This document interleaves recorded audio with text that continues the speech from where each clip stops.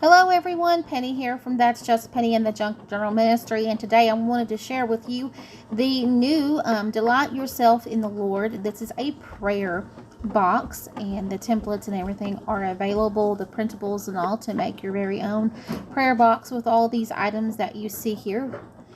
This was designed for the camp retreat coming up in November, so I'm super excited. There will be some prayers also listed. If you check out the links down below, some prayer cards that you can print off. All of these are available for free, including the template that you can create your very own. If you trace it, of course, the tracing template that you can print out and create your very own prayer box, or just a box of your choice. It doesn't have to be a prayer box, but this is what I created it for. Today I'm going to show you how to put it together. So I have been working on some art journal page there. So this is the template. I've already got it cut out. This is the top and bottom. They are marked on the website of which one the one should be a little bit larger. It's not enough to notice, but it is a tiny bit larger. The top is.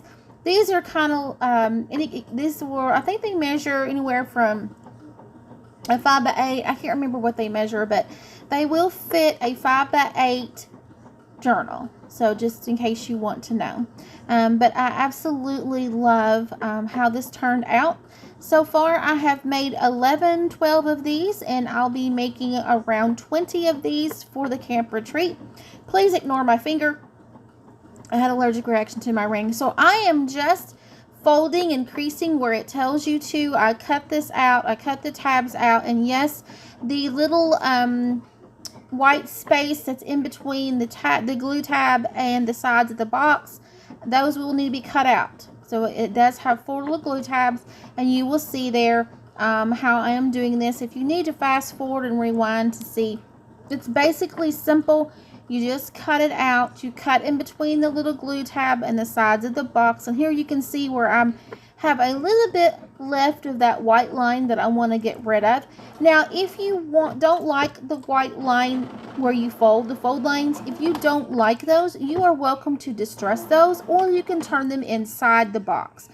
And what I did is I took the background page.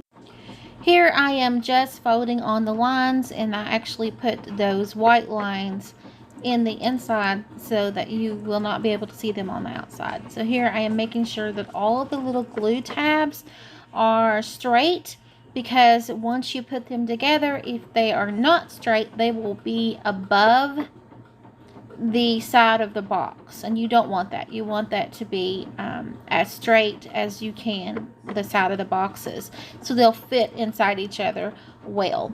So here, like I said, I'm just going around and I'm just making sure that all of these are folded and they are straight. Now you can use glue, you can use double-sided tape, whatever that you want to glue these together. Here I'm just using Eileen's tacky glue.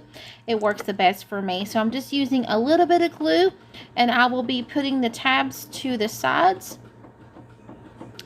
Actually, the top and bottom of the box, I guess you could say sides, the top and bottom sides of the box.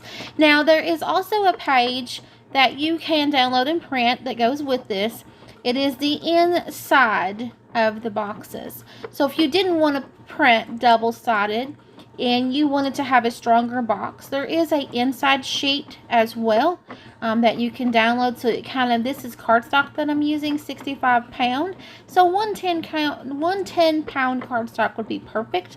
However, I am using 65 pound because it's easier to fold and to score.